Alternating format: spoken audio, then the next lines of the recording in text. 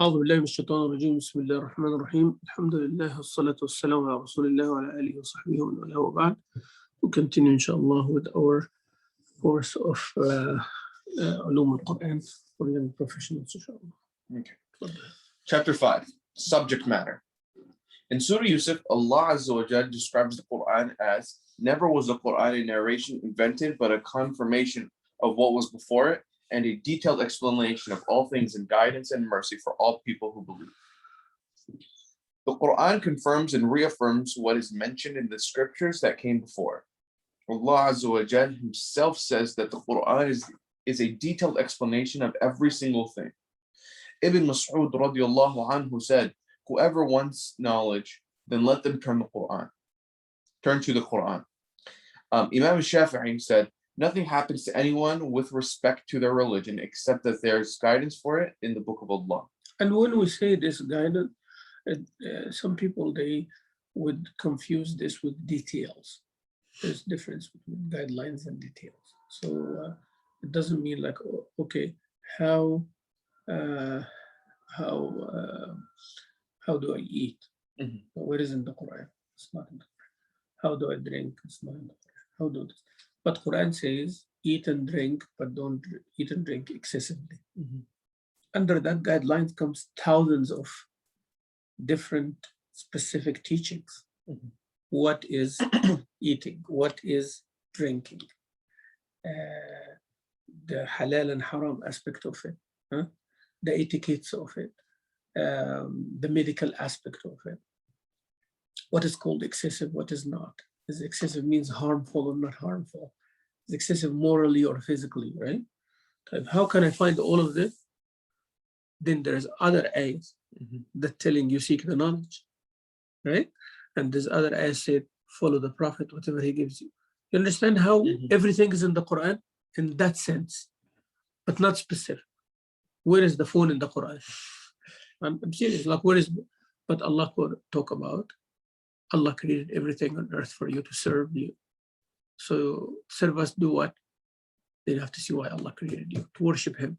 So that's the meaning, everything in the Quran. So you need to see the guidelines and need to see the relationship between verses, and you need to see what to do, when to do, how to do. But that's what it means when we say that everything is in the Quran. Once he said, Imam Shafi'i, ask me about anything and I will tell you about it from the Book of Allah. Oh. That is why Ibn Abbas radiallahu anhu would say that if I lost my camel's rope, I would find it in the Book of Allah. Meaning that he would look towards the Quran for answers to all of his problems, both big and small. How? You can actually find this specifically, and you can find this like customized, personalized for you. Like sometimes you are going through something and then you recite a verse. Not necessarily that verse will mean to me the same that it means to you. Not necessarily that verse will mean to you at any time what it means to you at that specific time. Right? Yeah, I'm reciting, and then I'm saying, should I leave this town or shouldn't I leave that town? Something like that. And then, you know, a random imam reciting, or I'm tuning in or listening to a lecture, and then it says, ذَلِكَ يَوْمُ الْخُرُوجِ. It's talking about يوم القيامة, right? Yeah. But, so that verse coincided that should I leave or shouldn't I leave? Should I leave? I should leave. Something like that. And I'm saying that even random things would mean something. Now, how about Quran itself? An example. One of the tabi'een who used to be a thief and used to be like a bad person and all of that. And his name is escaping my head. We'll remember it, inshallah. And then he wakes up at night and hears the imam, you know, goes to the masjid and hears the imam reciting أَلَمْ يَأْنِ لِلَّذِينَ آمَنُوا أَن تَخْشَعَ قُلُوبُهُم لِذِكْرِ اللَّهِ وَنَزَلَ مِنَ الْحَقِّ وَلَا يَكُونُوا كَالَّذِينَ أُوتُوا الْكِتَابَ مِنْ قَبْلُ فَطَالَ عَلَيْهِمُ الْأَمَدُ. يا مالك بن دينار. Yes, Hassan. So Tawbah, about Tawbah? Isn't it about time? That verse is not revealed for him, but the Quran answered him. The Quran told him what to do at that time. Now I understand what I will find everything in the Quran. It's like, that verse is revealed to Rasulullah for something, but that moment, Allah made you hear it. Allah made you read it. Allah made you hear that word that's to you, for you. Yeah. The primary objective of the Quran is to teach and remind humanity about certain absolute truths and realities that form part of the system of belief of Islam. Basically, it explains the relationship between man and his creator. The second objective is to detail the rules and regulation that governs everyday life. It provides guidance for life as an individual, as a member of a family, and as a member of society. It provides guidance with respect to social, economical, and political life. The Quran talks about beliefs, law, history, and parables. It even contains knowledge that is associated with fields of medicine, debate, astronomy, engineering, algebra, and geology. Although the Quran contains knowledge regarding these sciences and many others, it is not a book of history, science, or medicine. It's primarily a book of guidance. That is why that's very important. Because some people, they look at the Quran because it has some scientific things as a book of science. And you'll find the doctors or the scientists or anything like that looking at the Quran from that perspective, as if Quran is only a book of science and they are the ones entitled to understand it. Like someone engineering, someone this, someone that. No, Quran has those things that you can relate to, but that's not a book of that. Quran is a book of guidance, hidayah, for everybody, not only for you, because this is a mistake. I mean, this is even religious people, like a sheikh or an imam or someone thinks that they are the only ones entitled to talk about the Quran. No, Allah blessed you to teach people Quran, but you are not the one the Prophet did that already. Okay, so you are a person who delivered. You are not someone like who is going to tell people like the only right way that Allah intended. That's not, you're just one of the tools. You're a means. I'm a bridge, like you just things crossing through me. That's all. So nobody should feel that the Quran is their book or the book of linguistics or the book of no. Everybody like understand it in their way, but there are guidelines that the Prophet put, the Sahaba put, the Mufassirin put, to follow it. And Allah Azza wa Jalla will bestow upon you the favor of understanding. That is why the verses of the Quran discuss four major topics: beliefs, commandments, stories, and parables. Beliefs. As mentioned above, one of the primary objectives of the Quran is to teach and remind humanity about certain realities and absolute truths that make up their system of beliefs. That is why Allah Azza wa Jalla addresses three fundamental aspects of belief throughout the Quran: Tawheed, Risala, and Akhirah. Tawheed, things relating to Allah, His characteristics, attributes, who's Allah, His abilities, His will, His promises, things like that. Relating to Allah. My belief about Allah, what is it, what it should be, and the repercussions of not having them, and the privilege of having them. That's Tawheed.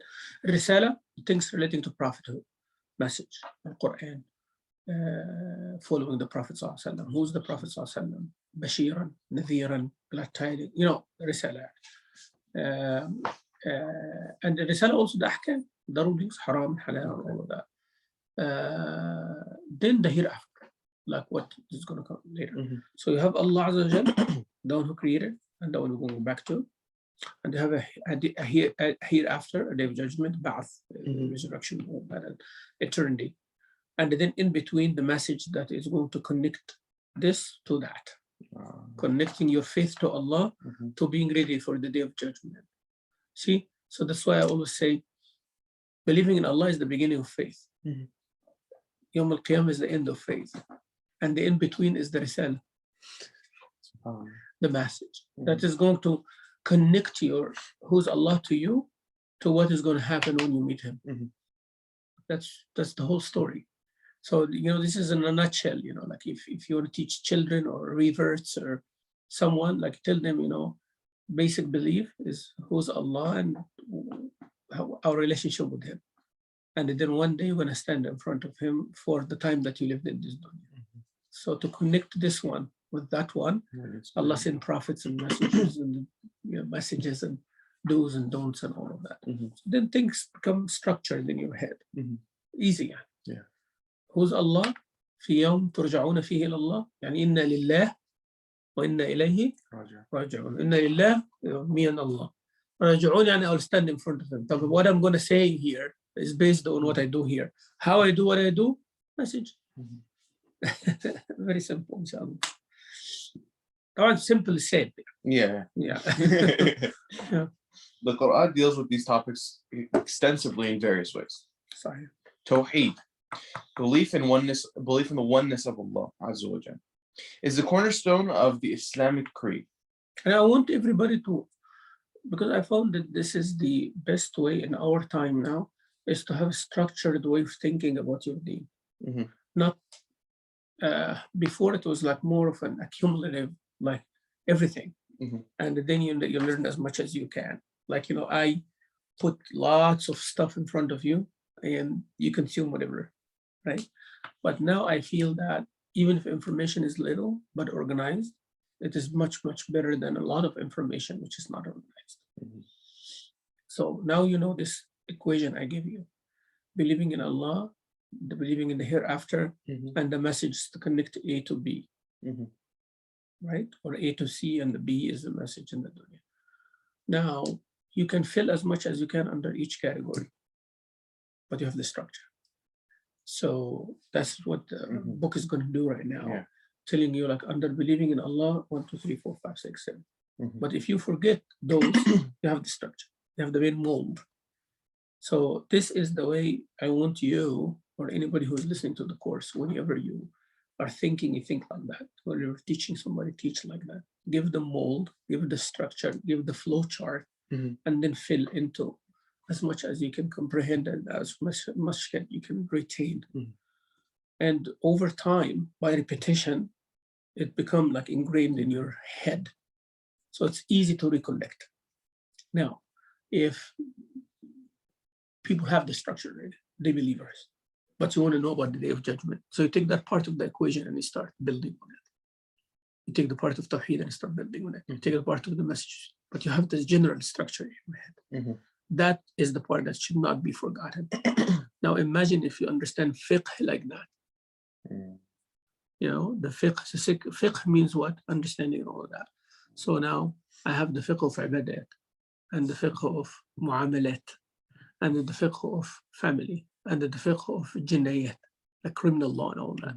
So there's a structure in front of me, right? Fiqh of jinayat, I don't have anything, it's empty, right? But the fiqh of family, I know the marriage and the divorce and the right? Under the marriage, I don't know much. Under the divorce, I know a lot. You understand me? So it's kind of like you have the structure, but then based on your interest, you go and build up. So this way, you will know your strength from your weakness. You'll know your own level and what you should strengthen and what you should talk about, what you shouldn't talk about. Otherwise, that's what's happening. Then you find somebody saying, oh, the masjid praying wrong. You know what I mean, right? They don't have structure. I challenge, I guarantee you, there is no structure in the head. Hada I call Abu Shibr. Abu Shibr means the one hand span. One hand span, like he knows few things, he heard few things from someone that he trusts, or he assumed that this is the scholar of the world. He heard few things from. Then he goes and fly with them and they say to everybody else, assuming that everybody else is ignorant. See how many mistakes? You assume that this is the authority. You assume that everything they say is good. Then you only heard few things from them, no substantiation, nothing. You cancel every single human being who says otherwise. Then you come and judge people as if they are all ignorant. And then you make a blanket statement.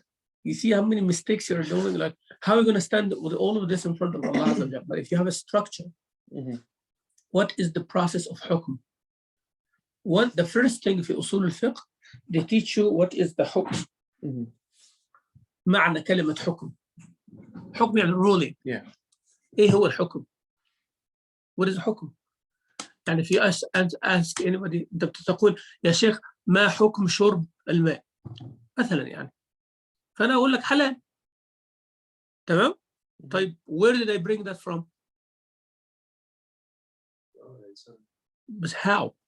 ما أنت عندك القرآن والسنة. Why are you asking me if there is Quran and Sunnah you can get from? You have to extrapolate it. How you extrapolate it? With like the different fiqh understandings of fiqh, right? How you get the understanding of fiqh? You have to study it. Study what? The books You see what I'm going with this? There's Study still what? like so many steps to get to the hukm. What are those steps? I don't know that. Exactly. So you are not entitled to make a hukm. Yeah, صح? of course. And if you join from someone, if you get from someone, you have to say someone said such. Yeah? But if you say someone said, or according to that person, people in champion do not pray right. مثلا يعني. Yeah. But does that person talk about people of champion? Or does he say something general? Yeah. So now what did you do? Take something general and apply it to a specific place. Are you entitled to do that? No, you're not. Why? Because that also in the fiqh. Yeah. يعني تنزيل الفروع على الواقع. يعني you know, the mufti has to know the hukm and he has to know the reality so he can say this fits that or not. ما هو الربا حرام. Right? But what is considered riba and what is considered not riba? You cannot just assume and say, here is riba. How do you know? Or this form of riba, is it applicable to this situation or not? That connection needs a scholar too. Yeah, the scholar needs to say, what is riba? And then the scholar needs to say, this is riba. And the scholar needs to say, this, by way of analogy, is exactly that. Or this mas'ala is different. Or all of this, yes, but you are allowed to do it even though it is riba. كل دي sciences of fiqh, all of that. فهمتوا يعني ايه؟ يعني first lesson is ما هو الحكم. And they tell you الحكمة is the, you know, the iron piece that they put in the horse's mouth. So why I put this and I have the rope in my hand? Why? Why we put that piece of iron in that, you know, in here for the horse? Why? To control the horse. So what is hukm now? It's controlling a situation which is not controlled. Right? فهمت القصد؟ طب how would you decide that fits the horse or not fits the horse, or how to use it, or where to use it, or when to use it, and why to use it? Now, if you understand that, then you know your limitations. But when you don't know your limitations, you don't know that. You see, then you're committing a sin while you think you're fixing something. Even sometimes what you say is right, but you will be sinful saying it like that. هو عبد الله بن مسعود يعني said that حدثوا الناس بما تسعه عقولهم. Or Ali ibn Abi Talib, I don't remember either one. But tell people with what their brain can perceive. أتحبون أن يكذب الله ورسوله? Do you like Allah and His Rasul to be denied? And a person said, no, that's not in the Quran. Because you tell them something that their mind cannot perceive. يعني علوم القرآن يعني you tell them that abrogation الناسخ والمنسوخ في آيات abrogated this is Quran لا هذا ليس غير صحيح هذا حرام to say. Then they discover it that was right, but their brain is not ready for it. Then they start having doubt about the core of the deen. And that's why we're talking about this Quran thing and people talking and all of that, you know. You know, those debate, and this is not how it is. You don't do that because, you know, you're saying the right thing. Okay, maybe. I'm not saying that this was right, but you might be saying the right thing, but in the wrong context, the wrong time for the wrong people, it will have a lashback that many people will doubt the religion. And you want a small group to embrace Islam by this weird, odd stuff. And how about the Muslims that you're going to lose for that? فيعني that is where this part I can't emphasize enough when studying Uloom al-Quran or studying fiqh or studying hadith. Have that structure in your head and don't compromise it. Do not compromise. Say, well, the structure of Uloom al-Quran is this. Right? And that's it. Do you know that? to come and teach you. No problem. We can learn together. But don't talk about it unless you know. واحد يجي يقول لك علوم القرآن أصل القرآن was collected blah blah blah blah. Look at how much are we discussing now to learn the process. And I said, now it makes sense within the frame because you gathered all the pieces of information. But someone comes up, Uthman burned the Quran, but that's a bad thing. Come on, and anybody would say that. Everybody have their own copy of the Quran. I'll burn it for you. Of course, this is bad. But you discuss, did they take it by force or they give it willingly or after consulting with them or not? And the ones who are collecting with Sahaba also or not, and what is the thought process? Like that. So, tell someone, okay, all these Quran copies, they were not burned. Where we would be right now? واضح؟ play a scenario in your head. This continued. Hudhayfa came and told Uthman, and Uthman, like the people are making takfir for each other. Uthman said, no, they will figure it out. Just wait until the ummah became bigger and everything, and don't worry about it. Keep everyone, Abdullah Masud, keep the Quran, recite and teach people all the variations, no big deal. Majority of the ummah now, not Arabs. So, they don't know Arabic. They don't know the difference. Someone come now and we invented the dots. Someone wanted the plural and someone wanted the singular. In their own copies, right? I copy from your copy, but you know what? I don't like the plural one. I like the singular one. I like the male. تعلمون لا يعلمون. So each one will be reciting Quran in a completely different way than the other one. And the more generations, you'll find thousands of different variations. Which Quran now? That we're going to read in the Salah here. Yeah. واضح? Huh? Now you see where the issue is. Sometimes you talk or think emotional, but the issue is not that. The issue is the maslaha of the ummah. And that is the most dangerous part of Islamic fiqh. Al-masalih al-mursala. The maslaha means benefit, that does not have a precise or specific Quranic text or sunnah ground. The imam or the faqih or the khalifa say, this is now a maslaha of the ummah and we need to do such and such. That's very dangerous because now you are doing your opinion. Ijtihad. So that's a big, huge problem. And Imam al-Ghazali made it very tight in his book al-Mustasfa, while other imams like, Ibn al-Arabi al-Maliki and all that. I mean, Imam al-Shatibi, he made a bigger, there's a big discussion about that. But the idea is, you cannot do that except if you are overqualified, very, very qualified. The thing about it as well, Sheikh, is that of course these people have good intentions when they're doing it, but it's like good intentions is not enough. The people of bid'ah have good intentions. Yeah, that's what I'm saying. A person who's doing bid'ah, what is his intention? To worship Allah. To get close to طريقة مستحدثة في الدين يقصد بها التقرب إلى الله. شوف تعريف البدعة. An invented way in the religion of worship intended to worship Allah. التعريف is not a bad thing. Here, the only thing is invented. But do we have a doubt that the person of bid'ah wants to get closer to Allah? لا والله. And I have the biggest, I'm convinced beyond the doubt that he loves Allah Azza wa Jal more than the general public. But that love ended up where?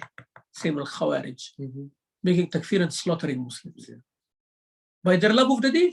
They love the deen.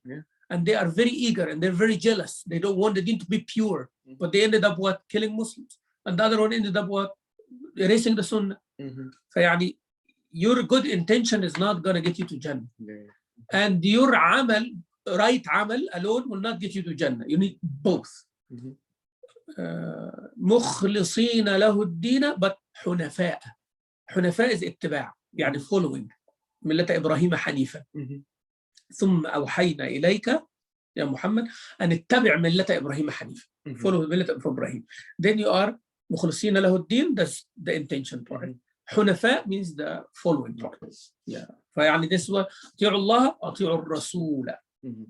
فلو ربك لا يؤمنون حتى يحكموك until they make you the judge. So always you'll find the ayah of sincerity to Allah, اتباع to Rasulullah, المنهج يعني. Otherwise you can say whatever you want. But yeah, so this is very important. Yeah. تفضل. فالتوحيد. We are reading the Tawheed part. Tawheed, belief in the oneness of Allah Azza wa Jalla, is the cornerstone of Islamic creed. This concept is so important that the primary purpose of all prophets and messengers was to explain it to their people. Linguistically, the word Tawheed is the verbal noun from the verb wahada. Make one. Wahada means make something only one. Which means to make something one, or to assert oneness. When referring to Allah Azza wa Jal, it is the belief that Allah Azza wa Jal is one without partner in his dominion, one without similitude in his essence and attributes. واحد يعني is one in everything. Tawheed also can be uniting some people in one cause, still bringing variations to one. But when we are saying it about Allah Azza wa Jal, Allah is one. It's not many making one. And he is one does not have two. Yani when we say this is one cup, means they can be a second cup, third cup, fourth cup. But when I say Allah is one, it is not the numerical sequence. It is not the one that followed by two. والواحد والأحد. واحد and أحد both are the same. But أحد here means unique. Like anything can be one, means there's two. Can be repeated. But for Allah, there is no repetition, and it is not the one that followed by two. And we do not count one ilah, two ilah. You don't do that. Or one without. Nothing before, nothing after. One without similitude in his essence and attributes, and one without rival in his divinity and worship. Here you go. It is the belief that Allah alone is the creator of the heavens and the earth and everything they contain without partner. He alone is the nourisher, the sustainer, the one who gives life and death, the Almighty, the All-Powerful, the All-Hearing, the All-Seeing, the All-Knowing, and the controller of all affairs. He alone has the right to be worshipped, and he is completely unique. Nothing in this universe resembles him in any way, shape, or form. It's very important. You might think that, oh, this is clear, we already know that. But trust me, some people sometimes, the way they think, that's not clear. Yeah, it's not clear.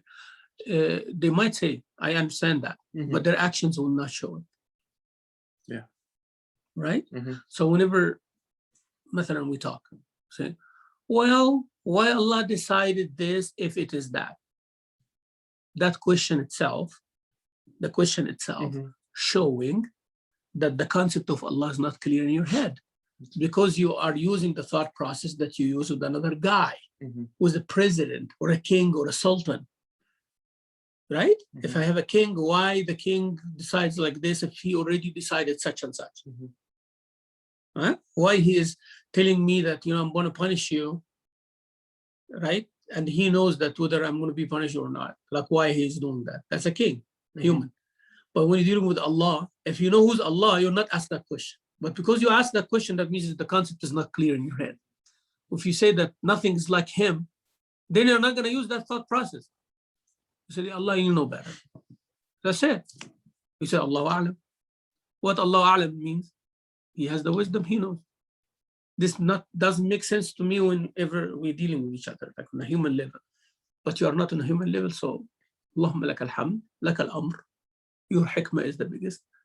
Hasbi Allahu ni'mal wakeel. And that's it. That would be the approach. Yeah?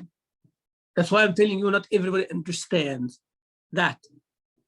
لم يلد ولم يولد ولم يكن له كفوا أحد. It's not as clear as you may think.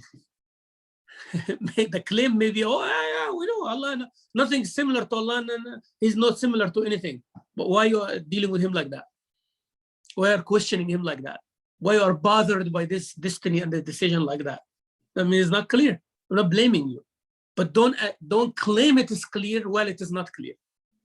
Make sense? So don't say that. So you need to work on that aspect. Oh no, I get it. No, you don't get it. You're not getting it. Okay, so that's why. يعني why Allah Azza wa Jal let Rasulullah sallallahu alaihi wasallam be injured in the battle of Uhud?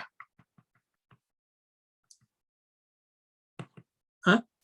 يعني why? Why he did not tell him this is going to happen to you?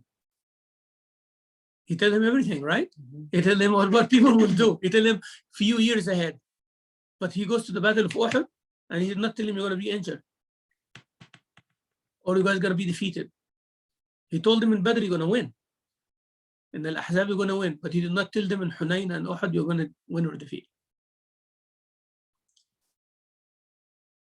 Why didn't Allah tell him that you were going to order the people here, but they're going to disobey you anyways? You see the idea? You might find the hikmah, but is this the hikmah? You don't know. Why Allah let the Sahaba like Bilal be tortured in Mecca like this, in front of the Prophet, and he couldn't do anything. And they come to the Prophet and said, "Ya Prophet of Allah, make dua." Yani, why are you not making dua? And he said, people before you went through a lot, but you are rushing it. That means I'm not going to make dua. And you're going to go through this. Doesn't make sense, does it? For us, yani.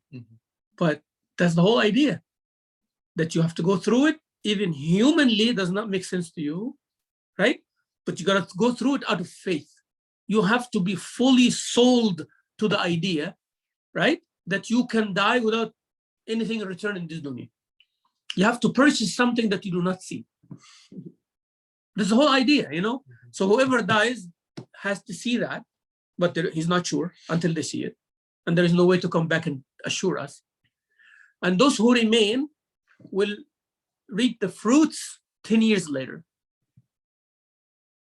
But at this moment, they have to go through all the misery in the world for no basic reason. They were fine, now they're not fine. And they have to believe that this is the way. And they have to go through all of that. So they become the companions in Medina who enjoy the Sharia coming to them, like what to do and what not to do. You see the hikmah later, but at their point, I'm always like worried, like I'm thinking like this. What kind of people were those? I can't do that. I'm like, come on, you know, like somebody telling you that you have to sell everything for basically nothing in front of you. Something I'm promising you, gotta trust me. All this comfort, no good. You're gonna go through torture that might cost you your life. And there is something called Jannah somewhere. And I'm a prophet, and here is the Quran. And you have to be completely sold to the idea, not 99%. Completely give yourself away. Faith, that's what Iman is. Now, is this humanly something that we do? No. But with Allah, that is the deal. إِنَّ اللَّهَ اشْتَرَى مِنَ الْمُؤْمِنِينَ أَنفُسَهُمْ وَأَمْوَالَهُم بِأَنَّ لَهُمُ الْجَنَّةَ. Where is the Jannah? Nothing except a text of Quran and the statement of Prophet. You believe in it like more than you believe in yourself. That's it. يعني the idea of Tawheed of Allah is a beautiful, unique idea. يعني in itself, you have to think beyond this. Then you will not be bothered. Wallahi, you will not be bothered. Like you will live life very smoothly. Why you have ups and downs and doubts? Because the idea is not clear. Once the idea is clear, there's nothing physical about it. Nothing. Where is Jannah? Have you seen it? And that's what the Hadith Qudsi say. Oh, my angels, what did you see, my servants? Ya Allah, they are praising you. Did they see me? No. What if they see me? Oh, they will love you, Allah, more. What are they asking me? They're asking Jannah. Did they see it? No, Allah did not see it. What if they saw it? No, they will want it more. What they seek refuge from hellfire. Did they see it? No. See everything? No. Oh, my angels, I made you witness that I forgive all of them. But Ya Allah, this guy was not among them. He said, by association. But even that hadith itself, how did you believe in it? Yeah, the hadith is describing, did not see, did not see, did not see. But the hadith itself, you trust the Prophet that Allah said that. But you did not hear Allah say the hadith itself talking about the unseen is unseen. Yet the hadith makes you feel good. Right? what guarantees it give you more than the statement? And who said it? Philosophically speaking, يعني still. Yani if an atheist you talk, and they tell you about the ghaib and all that, oh, we have a hadith. So what? Duh. So what? Yani you are,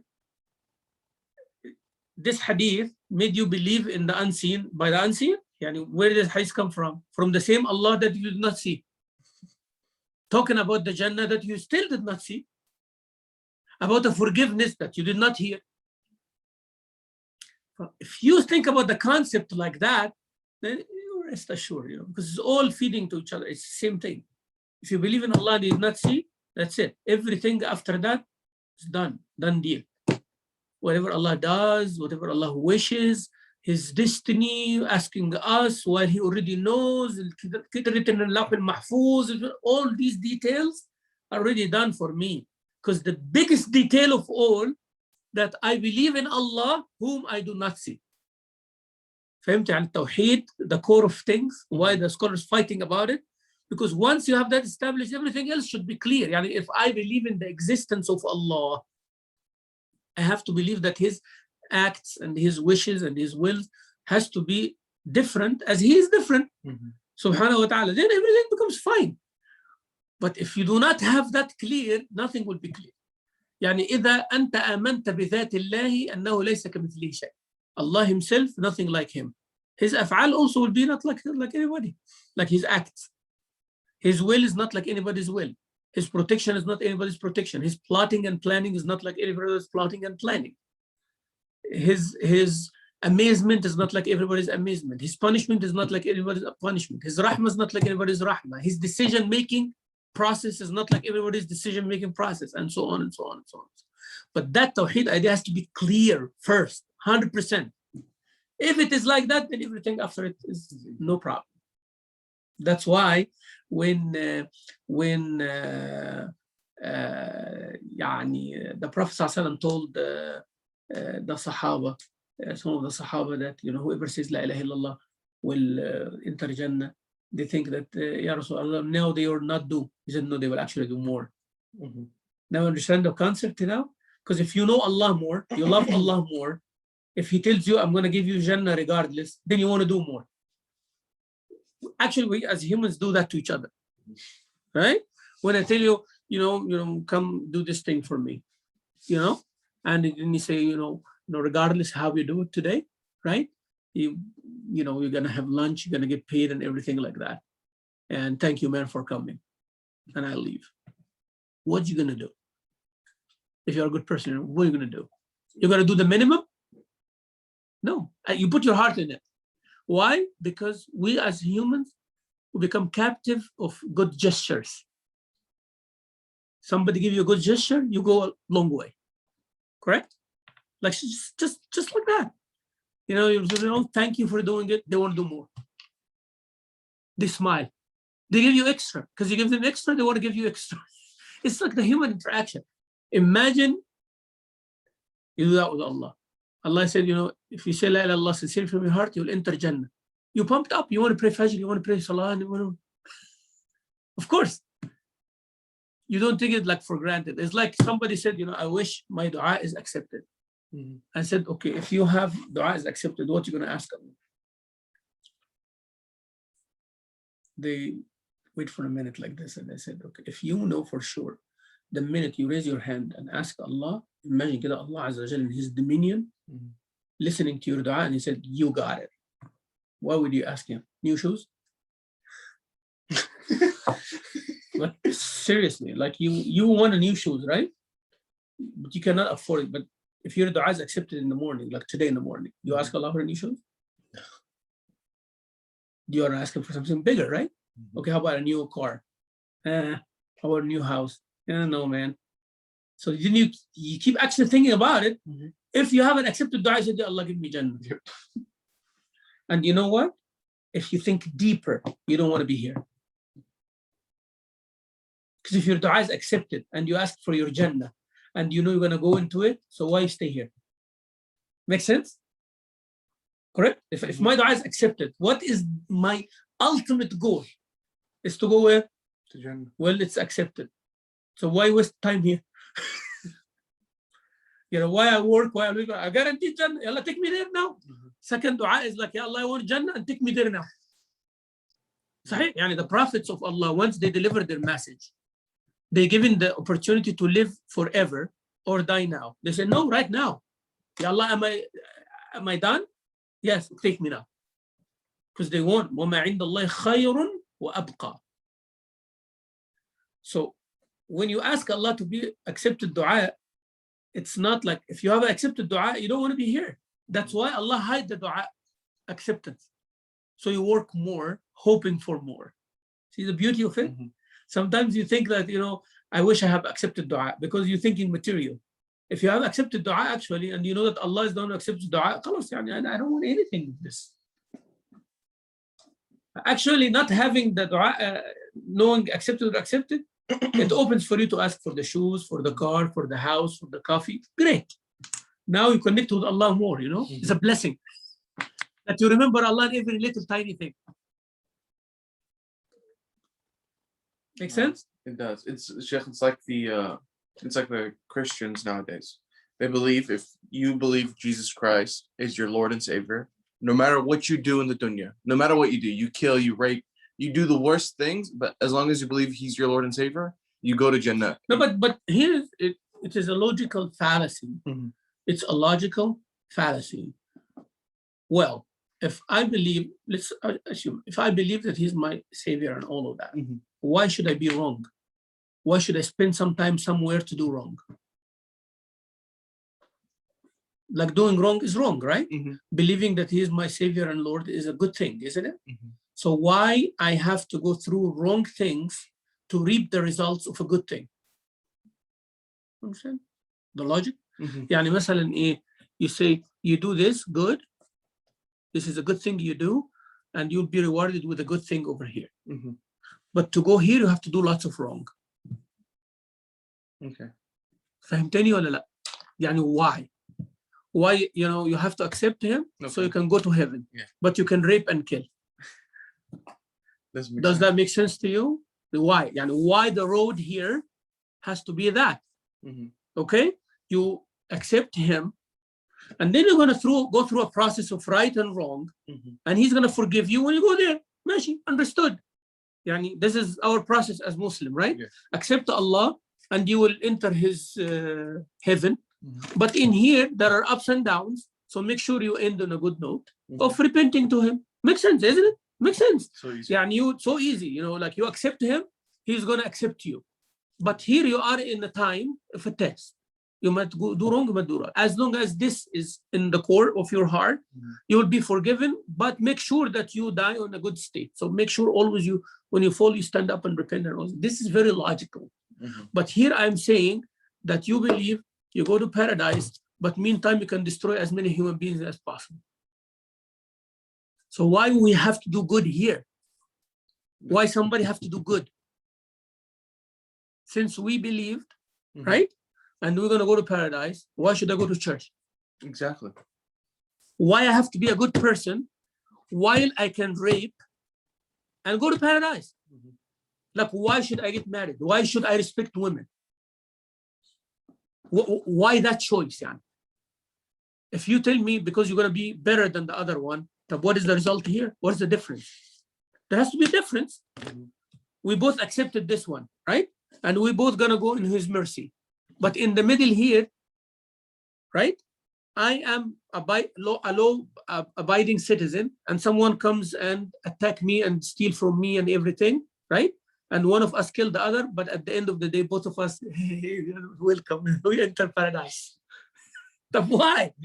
Yani, it's either or, make everybody good or everybody bad. Yani, make everybody good or everybody bad. But good and bad, both will end. So why do I choose good? If I can enjoy my life with lusts and desires and transgress anybody and take as much as I can from you without, and come on, man, rest assured, we'll both go to paradise, right? But does not, it's a concept very hard to digest, you know? It's very hard to digest, but you know, the God says, okay, you will be punished if you do this. And if you do not believe here, you're not going to go here. Exactly the same, right? And if you believe here, you're going to go here, provided that there is a certain way of life here. Accountability. Exactly. And when you come there, yeah, I can do whatever I want, but there are rules, right? There are rules. You cannot disobey and a person obey and you can become equal. هل يعني أم حسب الذين اجترحوا السيئات أن نجعلهم كالذين آمنوا وعملوا الصالحات سواء محياهم ومماتهم ساء ما يحكمون. Allah says in Surah Al-Jasiyah, do people who commit sins, we will make them equal to those who do pious righteous deeds. It is the worst of judgments that they made. Very clear ayah. They cannot be equal. قل هل يستوي الذين يعلمون والذين لا يعلمون؟ لا. في هنون هل استوى الأعمى والبصير؟ تستوي الظلمات ولا النور؟ ولا الظل ولا الحرور؟ الأحياء ولا الأموات؟ يعني they are not same. Life and death, blind and moon, they're not same. Same thing. آمنوا كفروا. في أحسن التقويم ثم رددناه أسفل سافلين إلا الذين آمنوا وعملوا الصالحات والعصر إن الإنسان لفي خسر إلا الذين آمنوا وعملوا الصالحات. يعني في القرآن كله like that. There is no way that Allah, because you are accusing Allah in His justice system. فالتوحيد هنا مهم يعني. Belief in prophets and messengers. Risala is the second most fundamental principle of faith. It entails believing in and accepting all the prophets and messengers, Allah Azza wa Jal has sent for the guidance of humanity. Starting from Adam alayhi salam until the last and final messenger, the seal of the prophethood, Muhammad sallallahu alayhi wa sallam. طبعا there were يعني many prophets and messengers, like hadith of Abu Dharr, Ya Rasulullah, how many prophets and messengers? He said that 124,000 messengers and prophets. And out of them, there are 313. And out of those, there are 25 mentioned in the Quran. But those are not the only 25. يعني mentioned in the Quran 25 people, 25 messengers by name. But Al-Khadr is not mentioned by name. They mentioned in Sahih Bukhari, the Prophet Daniel, Nabi Daniel, ويوشع ibn Nun. يعني few prophets that were mentioned in the Sunnah. So the number 25, when you say there are 25 prophets, you have to add mentioned by name in Quran. But there are few others mentioned in the Sunnah. And few names came through the Israelites, and the Prophet ﷺ did not say right or wrong on that. But in general, we believe that there are many prophets and messengers, because Allah said that to Rasulullah himself. منهم من قصصنا عليك ومنهم من لم نقصص عليك. We give you the news of some, we did not give you the news of others. So there were prophets and messengers. وإن من أمة إلا خلا فيها نذير. No nation except we sent them a warner. And so on and so forth, right?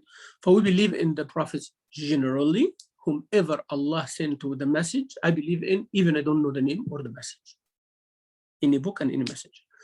Specifically, I believe in the ones that Allah mentioned. And denying one of those is kufr. You cannot say that Dhul Kifl is not a messenger. You can do that, right? Yunus is not a messenger. So you can do everything, but if you deny one of those, then you have a problem. لا نفرق بين أحد من الرسل. الإيمان بالأنبياء والمرسلين آمن الرسول بما أنزل إليه من ربه والمؤمنون كل آمن بالله وإيه. If you deny ملائكة, you're not Muslim. وكتبه, if you deny كتاب, you're not Muslim. ورسله, if you deny, you're not Muslim. فهمت? How if I deny someone I don't know? No, I'm not asking you that. We're asking you to believe that there were messengers. And you cannot say there was no messengers other than those messengers. That's also a problem. So you believe in generally, and I believe specific on those who are mentioned specifically. Is that clear? Yeah. One must believe in all of them and accept the message they all came with as the truth. The third most fundamental principle of faith is to believe in the akhirah, life after death. One must have firm conviction that the life of this world is temporary and that the life to come is for eternity. And one must believe in resurrection and judgment. One must believe that every single human being will be held accountable for what they used to do in the life of this world. It includes belief in the concepts of accountability, reward, and punishment, forgiveness and repentance, paradise and hell. The Quran explores these topics in different ways and presents them in different styles so that every sincere human being searching for the truth can find it. It establishes these absolute proofs through various arguments and evidences. Mufti Taqi writes that the Quran uses 4 unique types of argument to prove these beliefs. Taqi Usmani. So Taqi Usmani is one of the great scholars in Pakistan and India. And he wrote a book about Aqidah. Uses 4 unique types of arguments to prove these beliefs: recorded, logical, observational, and experimental. That's all in the Quran and in the Sunnah of the Prophet. In addition to proving these 3 fundamental aspects of beliefs, the Quran also rejects and answers doubts presented by different groups of people. Specifically, the Quran deals with the false beliefs and doubts of the polytheists, Christians, Jews, and hypocrites. Now say those 4 unique methods again. Recorded. Recorded, yani it is something about the past or about the, an incident which is recorded, documented, yani now. Logical. Logical, you said if this with that. لو كان فيهما آلهة إلا الله لفسدتا. يعني if they're other than Allah Azza wa Jal, they will be corrupted, the universe, because each one wants to go his way, right? That's logical. Then you said, yeah, logical, right? If this is that, يعني قل لو أنتم تملكون خزائن رحمة ربي إذا لأمسكتم خشية الإنفاق. يعني you are so miser. If Allah entrusted somebody with the treasures of His mercy, then you will say who deserves it and who doesn't deserve it, and you are going to hold. Even the khazain of Allah is unlimited. But because your attitude as human, you have a treasure behind you, you lock it. But for Allah's treasure is open, even for those who disobey Him. So that's logic, right? So Allah said why He did not give the rahmah to people. Why Allah did not give the ability to control air. ممكن water, yeah. Some people die, some people don't know. Yeah, something like that. But imagine oxygen, yani, that you'll be allowed this portion every day to breathe. So Allah did not hold, because if imagine now everybody will practice control. Even you have unlimited supply, you're still going to do that. So that's called logical, right? Logical, why Allah is not doing things in a way or doing things in a way. So that's a way to convince. What is the third one? Observational. Observation, Allah said, قُلْ انظُرُوا فِي مَلَكُوتِ السَّمَاوَاتِ وَالْأَرْضِ. Look, أفلا ينظرون إلى الإبل كيف خلقت وإلى السماء كيف. Look at the heaven, look at the earth, look at the mountains. Observe. وفي أنفسكم. Look at yourself, look at your eyes, look at your, observe, and then you reach Allah Azza wa Jal with that. And last is experimental. Experimental, then Allah Azza wa Jal said, go do such and such. He said that if you cannot do this, do that, and let's see. Yani if you do not like what Allah Azza wa Jal will do, make a rope and reach the heaven and see where you want to reach. All right, or make a tunnel under earth. Let's see how far you can go. You don't like it, change it. Yani, something like that. So experiment and see. Also, telling Sayyidina Ibrahim, for example, how Allah Azza wa Jal raises the dead. And Allah told them to kill the birds, cut it, and mix all the birds together and put, on a mountain. Then He brings them, they will come to Him. So what did Ibrahim alayhi salam do? Yeah?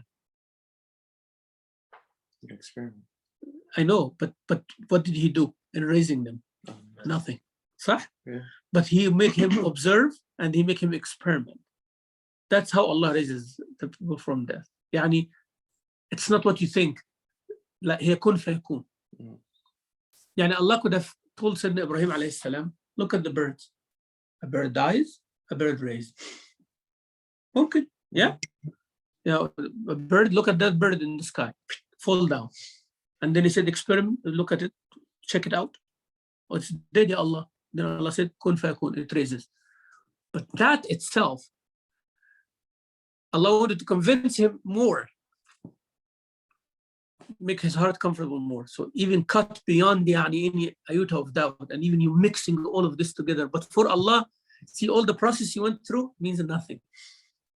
It means nothing. And He can make that fall and up, or you can cut them to pieces, or you can grind them, or you can burn them to ashes. Still Allah will say, kun fayakun, it will come like nothing happened. That was the idea. That was the idea. But in the idea of Al-Uzair, the one who died 100 years, and you wake up, Allah make him see the process of the donkey coming from bones to real life. He told them, look how we tighten the bones, how we do انظر إلى العظام. Look at the bones. That means there were bones, you know, like crushed bones, yeah, not strong bones. Okay, because you know bones after 100 years will become like dust. So Allah showed him how he strengthened the bones first, how he makes the bone align with each other, how the skeleton stood up, how the flesh and the pumping heart and the brain and everything, and how the flesh covered that, how the muscles covered that, how the blood started running, how the skin covered, and then the donkey come out to life. كيف ننشزها ثم نكسوها لحمة. يعني he was looking at this process. Amazing, isn't it? يعني looking at the process, I would love to see that. يعني it's not blood spilling or anything. لا, يعني you seeing the process. العظام كيف ننشزها أو ننشرها ثم نكسوها لحمها. يعني the flesh and the veins are, يعني there were no veins, nothing, but the bones and then the structure coming and all that. Then the donkey. So he make him see what the process of ihya. But for Sayyidina Ibrahim was everything cut. He did not make him see that tight process. يعني لا, it's kun fayakun in a second. He said, come to me. They came flying, each one, like he saw like how the parts are flying toward each other, and then the bird comes straight. فالله قادر على كل شيء. فيعني through logic, through observation, through recording of things, and through experimentation, this is the way that the Quran invite people to Allah. Is this finished, the chapter? Yeah, for belief. Next is commandments. Okay. The Quran can be thought as a book of the Quran can be thought of as a guidebook for life, the instruction manual given to man in order to teach him how to live life according to the rule of God. In this context, the Quran is a book of law containing both commandments and prohibitions. The verses that talk about law are known as ayatul ahkam, or legal verses. There are approximately 350 verses that deal with laws. The commandments found in the Quran can be divided into two broad categories: ibadat, devotional matters, and civil transactions, mu'amalat. Devotional matters are rules that regulate the relationship between man and creator. The civil transactions are concerned with man and his fellow humans. There are verses that give basic guidelines for devotional matters such as purification, prayer, fasting, charity, hajj, and sacrifice. يعني those general guidelines, but not in the books of fiqh, you will find hundreds of masail. But the lay person will be overwhelmed by the number of masail. Masail means issues. What if this? What if that? What's the ruling? There's no, you know. But as I told you, if you have the structure from the beginning, then you will know this masail fits under that category. So you are not going to be bothered by the number of questions, because you know that the questions are similar. يعني someone like Dr. Salah Hassawi listening to masail, he can listen to 100 different questions and he says, oh man, there's 100 different questions in different things. But for him, those 100 questions, 50% of them were mu'amalat. Right? And out of the 50%, there was 90% of the 50% was a business transaction. You understand? And then it is all about housing. Well, I mean, he's doing the same thing over and over and over and over and over and over, you know, because he has one guideline, but he's applying it across the board. Okay? They are talking about tahara and all of that. Okay? You know, people talking about wudu, but he's still talking about wudu. And everything is like wudu, how, and wudu breaking, and wudu, all of that. So we are talking about the same topic. And I'm not going anywhere else. So I'm very comfortable. You know, we're talking about that. That's why, you know, many sheikhs who said, only ask the question about the lecture I gave. Right? Because for you, it's a very wide thing, but for him, it's a very narrow issue. Because, you know, he studied that topic very well. So he gave you a lecture, which is the juice of hundreds of pages. So when you ask, he's confined to that. So he's not going around. But when you say it's an open Q&A, it's a mushkil now. Because every time I ask a question, I have to relate it to which file, right? يعني, when you have a structure, and again, I cannot emphasize enough, as a student of knowledge or as a leader or as a da'i, you're going to have a structure. You got to have a structure. You know, you have to bring people back to the issue. They call it objective criteria. What we are here for. Okay? They can wander around because they're a lay person, right? But you have to bring them back to the issue. And if you don't want random questions, state it. We are talking about that aspect of Ulum al-Quran today. I'm not going to go anywhere else. Why I'm going here and there? Because it's a training class. It's more of a training class than just information. Otherwise, we would have finished the book by 2-3 lectures and finish that thing, right? But that's not the intention. The intention is structure. You have to have structure and objective criteria. Like, we're here for Al-Quran, and I go to fiqh and come back. I go hadith and come back, But for you, you're not going to do that. You stick to it, right? Because if you go, you get lost, and everybody will get lost with you. So stay within the objective criteria and keep your structure very, very, very clear. So that's how you do this thing. They are also classified as rights of Allah. The detailed rulings for these acts of worship are found in the Sunnah of the Prophet ﷺ. The verses talking about civil transactions discuss a wide range of subjects, including marriage, divorce, paternity, inheritance, and family law. There are commandments applying. There are commandments applying to facets of commercial law, such as sale, lease, and loan. You see the structure now? Like, when men think fiqh, then have, muamalat, dealings, and then business transactions, then the sales, and then under the sales is like what, and under what is what, like until you reach to a specific transaction, mas'ala. So when you're asking a mas'ala, I said, how does the sheikh know all of these things? He knows that we are muamalat. And the default rules of muamalat, 1, 2, 3, 4 guidelines. Now, if I go under business transactions, so business transactions, there is 2, 3 guidelines in general. Then when I go to, selling and buying, now I'm not talking about renting or partnership or hiring or anything like that. It's pure selling and buying. Now, under selling and buying, okay, are we doing similar stuff? Like date for date or gold for gold, or we are doing 2 different things, and under each one there is its own guideline. So you get the structure down to the specific. It becomes easy. When you ask me the specific, I already have it down. Then boom, the answer comes to you. That's amazing. But now, if I listen from that scholar and you ask me the same question, when I give it to you, I'm just repeating it.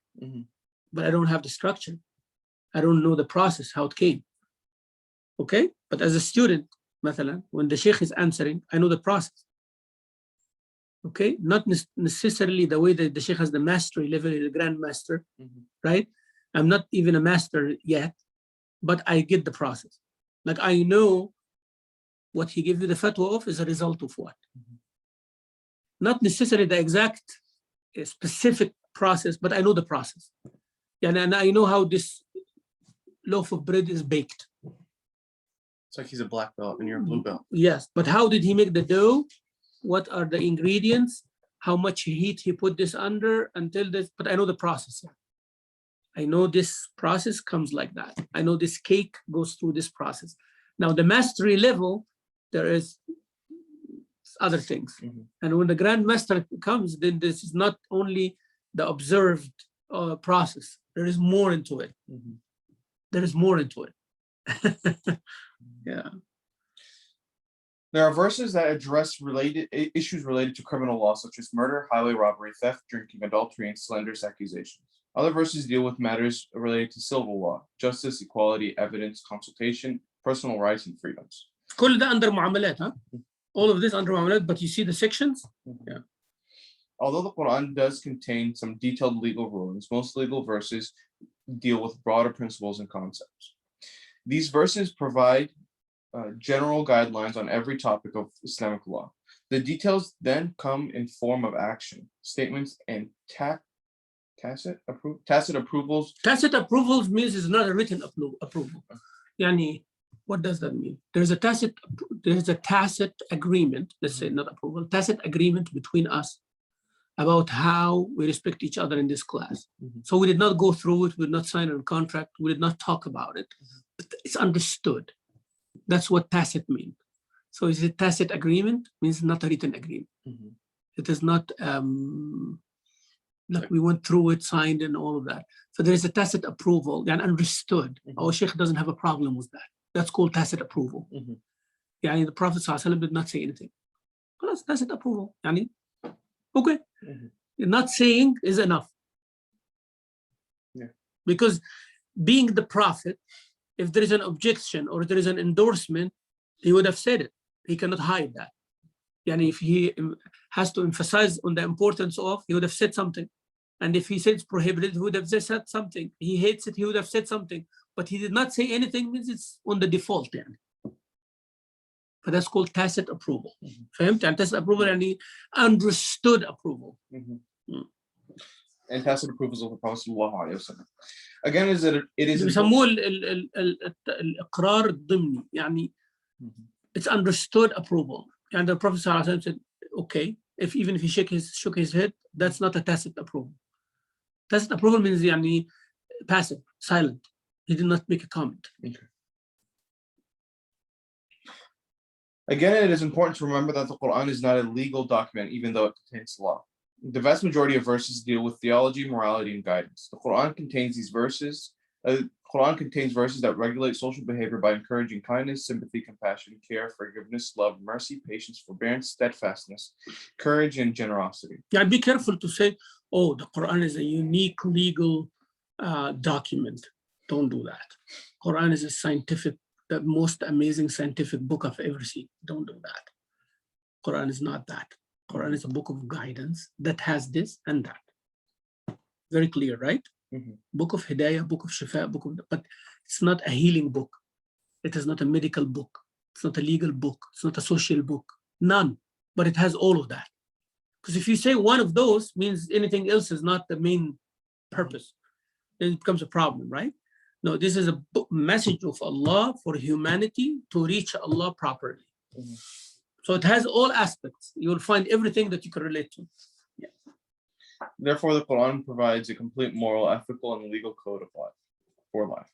Stories. Throughout the Quran, Allah Azza wa Jal relates a number of different events that occurred in the past.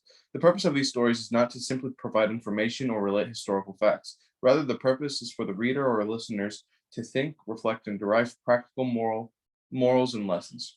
That's what Allah said. لعلهم يتفكرون فقصص القصص لعلهم يتفكرون. Give them the stories so they may ponder or think. What does that mean? And when I tell you a story and I tell you, think about the story. What am I telling you? Yeah, so think what thinking is. Deriving a lesson. And then? Acting upon that Here lesson. you go. See, I did not even drive a lesson, did not say that. I did not say act upon it. I just told you, think about it. What do I say when I tell you, just think about it? And when you rush about something, I tell you, just think about it. Take your time, think about it. What am I telling you here? Be patient, think. You might find something that changes your opinion, and then you take a different path and act upon it and benefit. See, I'm telling you all of that, but I'm just telling you the first process. The first step in the process, I'm sorry. Allah Azza said to the Prophet, give them the stories so they think. Means they think, hence they learn, then they can relate, and then they can act and avoid what should others avoid or do what others did, right? As Allah Azza wa Jal says, there was certainly in their stories a lesson for those of understanding. Yeah, end of Surah Yusuf, لَقَدْ كَانَ فِي قَصَصِهِمْ عِبَرَةٌ لِأُولِي الْأَلْبَابِ. For the people who think, they will always find an admonition and a lesson to follow. Yeah. Never was the Quran a narration invented, but a confirmation of what was before it and a detailed explanation of all things and guidance and mercy for a people who believe. The Quran addresses stories and events of the past through the perspective of guidance. That is why it is very rare to find an entire story mentioned in the Quran from beginning to end with all the little details. Except Surah Yusuf. It's the only one. And it was for a reason. Because the Prophet is going through hardship, which is the core of the story of Yusuf. So Allah told him from the beginning, when everything was fine, and then he saw a dream that changed everything, like the Prophet ﷺ, everything was fine, until prophethood came and make everybody enemy, his brothers and Yusuf, his cousins and uncles and everything, the Prophet ﷺ. Then they throw him in the well. He would kick him out from Medina, from Mecca to Shi'ba Abi Talib, when the 2 years they're boycotted and all of that. Then, Yusuf came. So he had to listen to the story from beginning to the end while he was in the court. Like the Yusuf alayhi salam was in the well and the Prophet was in the Abu Talib died and Khadija died and all of that. And then, he needed a story that started with good, then suffering, then good. Now he was suffering, so he could relate. And now he has a hope to do. So the story was mentioned because the time and the context needed the story from beginning to end. Yeah. Wow. And that's why the Prophet ﷺ, he fulfilled the story of Yusuf when he met Fath Makkah. When they come and say to him, "Oh Prophet of Muhammad, he said, what do you think I'm going to do with you now?" They said, you are a good brother from you. He said, I say like Yusuf said to his brother, لا تثريب عليكم اليوم. You see? So the story of Yusuf, the Prophet did not see it through until he met Fath Makkah. But he read the whole surah though. Right? But he had no doubt that it's going to be, because from the beginning until that moment, it was true, happening. Then Allah gave him in the future, 10 years or 12 years, he lived until he see through. Oh, yeah. And that's why, like when he went to Medina and his heart was, attached to Mecca and all of that. And when the people of Mecca violated after the Ghazwat al-Khandaq, the Battle of the Trench, and they have the 10-year treaty, but the Quraysh people violated the following year, or before that, the Prophet said, yeah, Allah make it for them years like the years of Yusuf. Surah Yusuf lived with the Prophet for a while, and if you see the incident happening, he was relating to it. wow. Yeah. So they were in a famine in Mecca until, Abu Sufyan came to the Prophet ﷺ. And he said, I'm asking you by Allah and by the kin between us, so please, make it easy, for the people and all of that. So yeah, so he was living Surah Yusuf, the Prophet ﷺ. I think that would be a good article. Yeah. If you see from the revelation of Surah Yusuf until the Prophet told the people in Mecca, I forgive you like Yusuf forgive his brothers.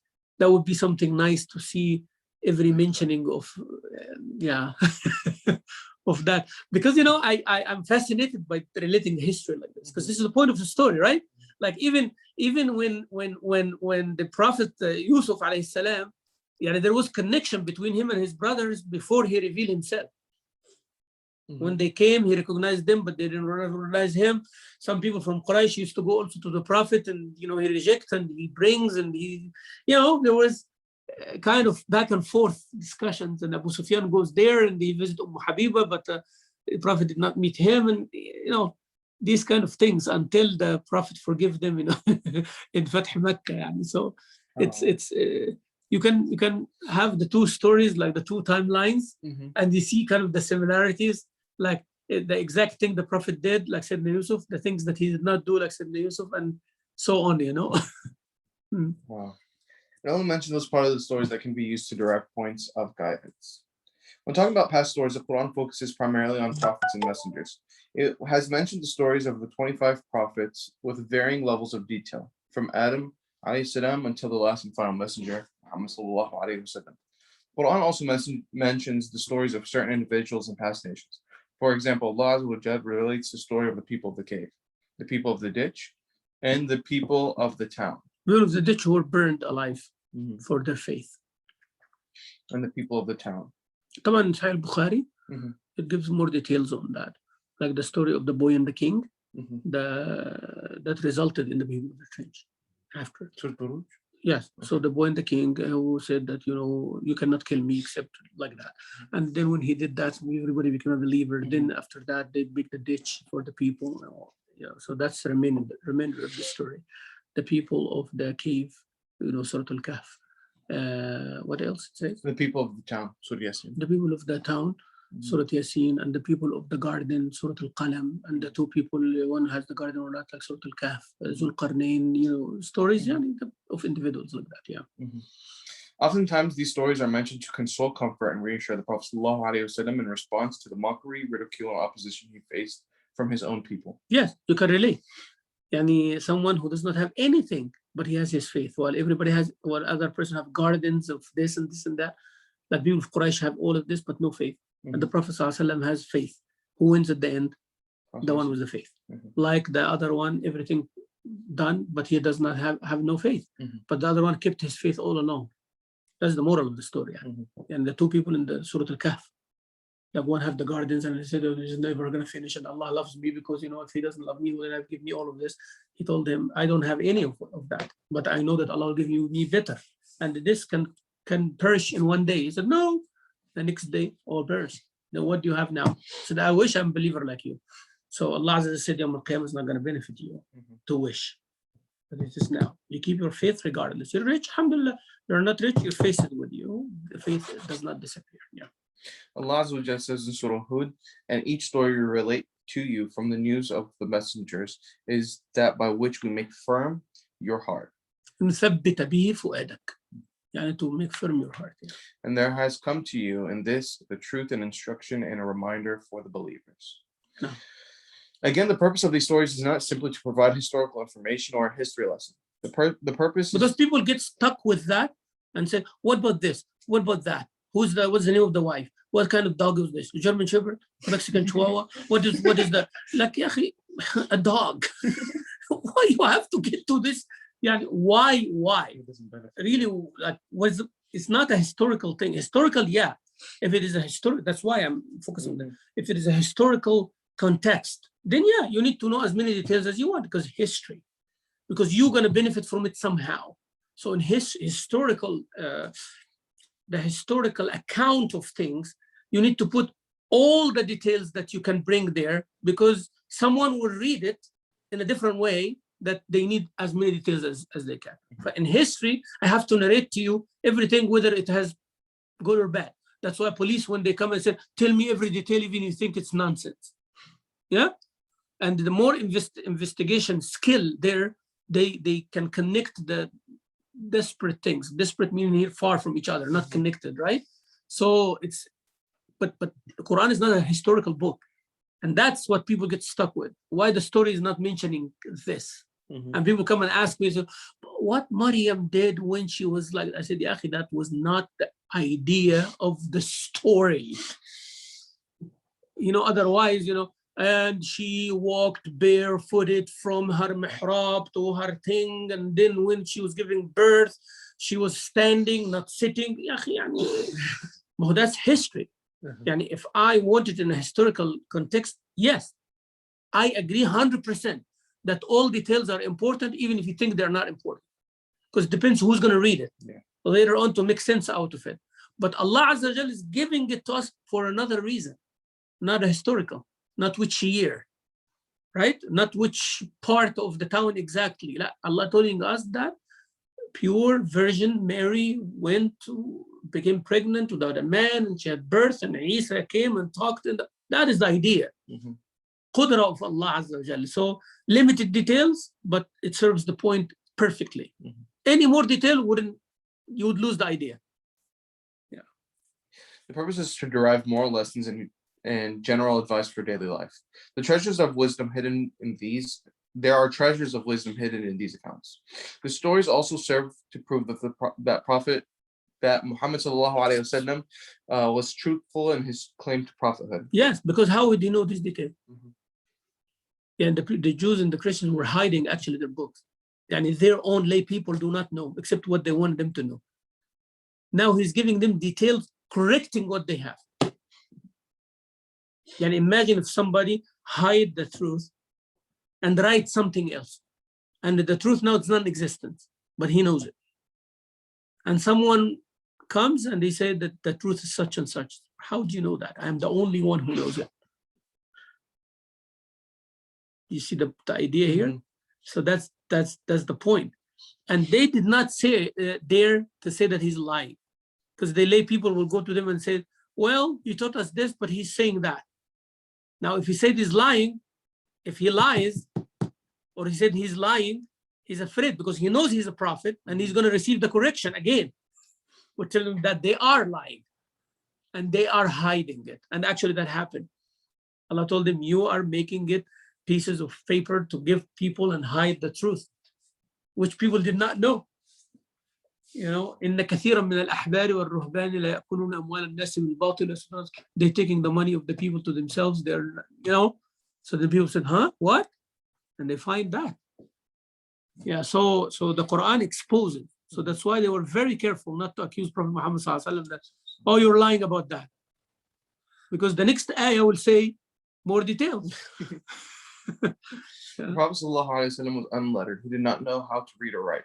He had not kept the company of anyone who could teach him these stories. Yet he was still able to accurately narrate the stories of past prophets and nations. This is a proof that the words he was reciting were a revelation from Allah. And then the last section, parables. Now we'll do that next time. Okay, parables means examples. The example of this person is the example of a dog. The example of those who are carrying this is the example of a donkey. That's parables. And the parable like that someone lit a fire and rain came. That's those called amthal. And there is a book by Ibn al-Qayyim called the Amthal for Quran. We explained it here in the masjid before. Alhamdulillah, we're doing good, and inshallah, we'll finish that.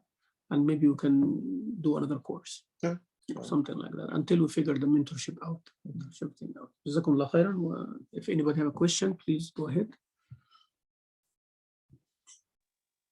Walaikum salam wa rahmatullah. Yeah, I have a couple questions. I'll go quickly because I think time. First question, I have the word rahma in Quran. Sometimes I see it ta maftuha, sometimes ta marbuta, like inna rahmatallahi qareebun min al-muhsinin. And that ayah also, like, I don't know if you can put some hint in the meaning. Rahmatallahi qareebun min al-muhsinin. Qareeb. The word qareeb, I mean, and then also the other ayah say, rahmati wasi'at kulla shay. What do you want to know about that? Qareeb, yeah, I mean, is it, what is the explanation a little bit about it? I mean, qareeb, I think it's something near. Yes. Yeah, so like something like some hint in a tafsir. Then the next question, this ayah, when I read it, always have question. Inna awliya Allah la khawfun alayhim wa lahum yahzanun lahum al-bushra fil hayat dunya. Al-bushra here, what is it actually? No. And the last one, I heard you talking about this one actually, and the masjid. You said some part of the Quran, like in Surah Yusuf, when he was, it is like a quoted part. Is not actually the words of Allah. Like, what is that? Oh, yeah, and when I said that in Ramadan? Yes. And I just, a long time ago, I had this question, was in Surah Luqman, when Luqman Hakim said, Inna ankara al-aswati la sawtul hamir, something like that. So I was thinking when back then, like the gap is something in Sawtul Himar, yani, maybe bad, you know.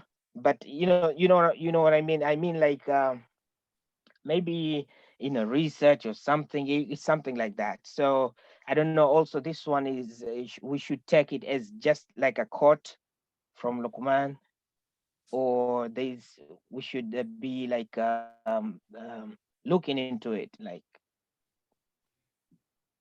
طيب خير إن شاء الله. We start first by the first question. التاء المفتوحة والتاء الإيه مربوطة, right? Originally تاء التأنيث يعني it is a sign for the female, so it is a تاء مفتوحة like ألف باء تاء, ده تاء مفتوحة,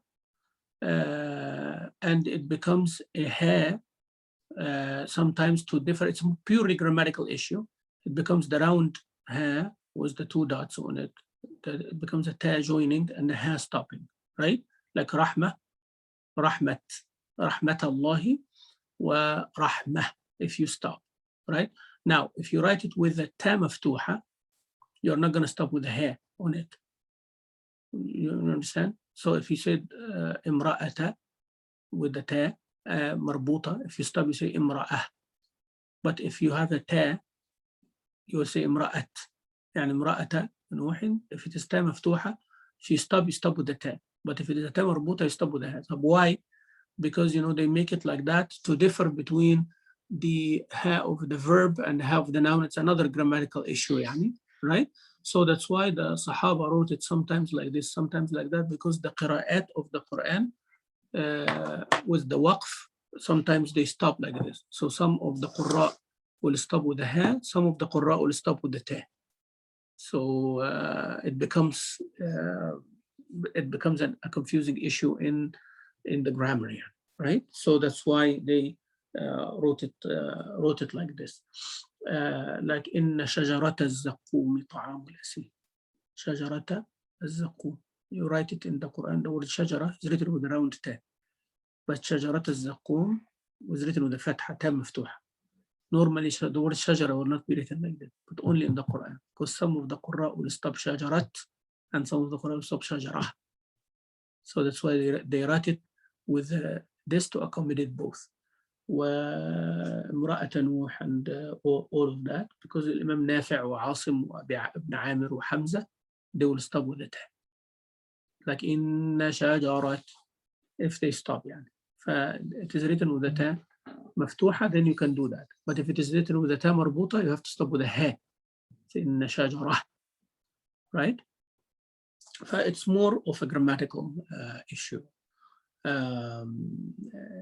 That's the whole idea. And they write it with a round ta to make difference between the ism and the fi'l, the noun and the verb, and also to accommodate the different qira'at of the 10 qira'at, based on that. So those who study qira'at, they know where it is written with the fatha, ta maftuha. You will know that to accommodate more various qira'at than if it is written with a round ta.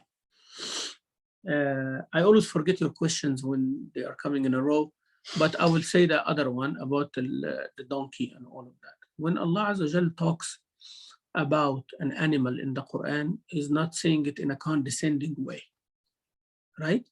Sayyidina Luqman is advising his son not to raise his voice. If you raise your voice, you become like a donkey's voice, right? So he's not saying the donkey's voice is bad in itself. If you imitate it, it becomes like that. And when Allah Azza wa Jal said that the people who carried the Torah and they did not follow it, it is like a donkey carrying all these precious books. Is Allah here talking about the donkey in a condescending way? No, the donkey is doing its job. What Allah Azza wa Jal is saying, the donkey is carrying the books while he's supposed to. He does not have to benefit from it, but he's doing his job. Now, if you act like the donkey, you become worse than the donkey.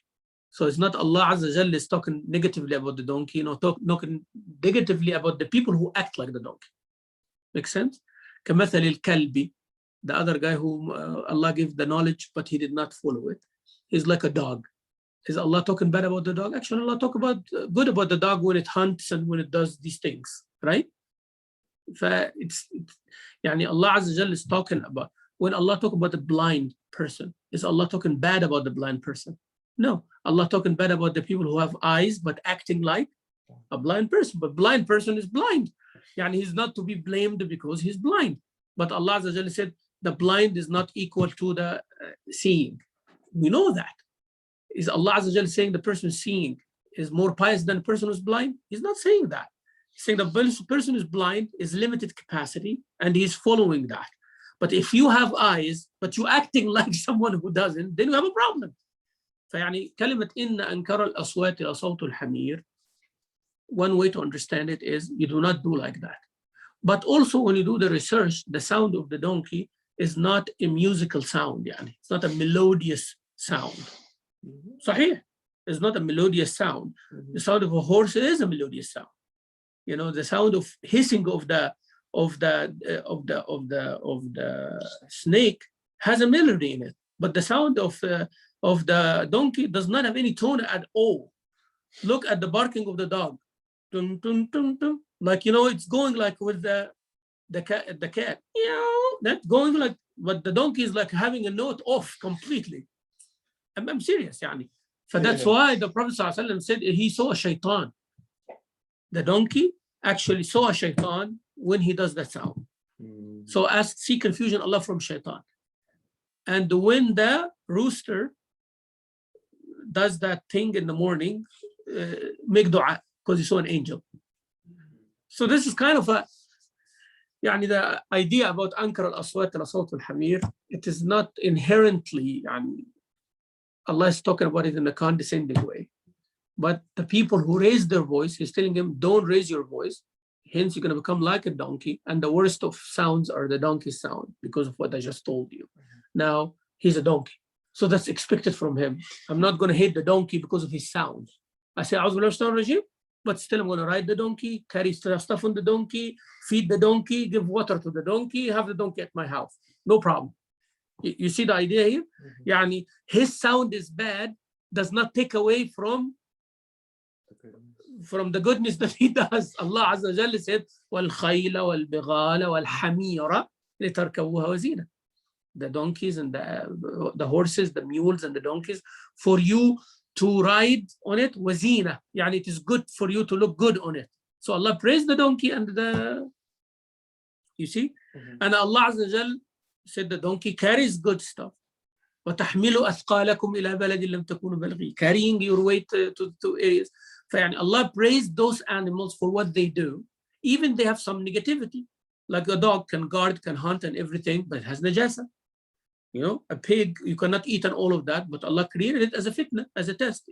To eat garbage. يعني, you know, so things are not inherently bad in itself, but it might have some bad aspect.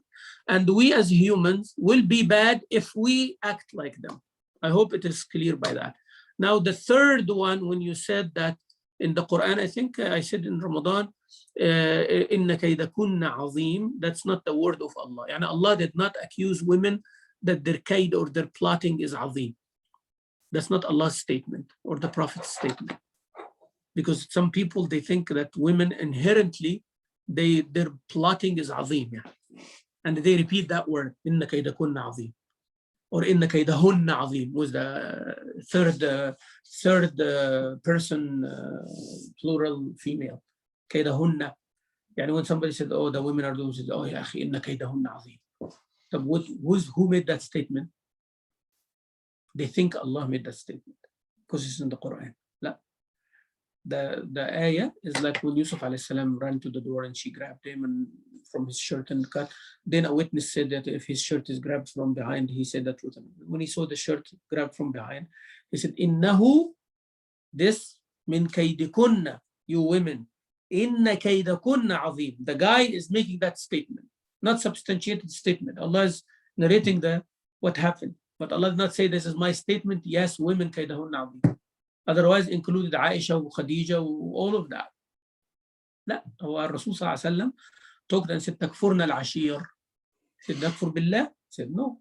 A man will say such and such and such, a good all his life, but when he make a mistake, you say, I never saw a good day with you. Was he talking to general women? Does the Prophet believe Khadija was like that? No. Aisha was like that? No. His daughter Fatima like that? No. Many women like that? No. But he's talking in general as a characteristic in women, right? But Allah did not say kaydakunna azim because kaydakunna is talking to specific women. So who are the specific women? The man who's talking to the wife of Al-Aziz and others. Was he right?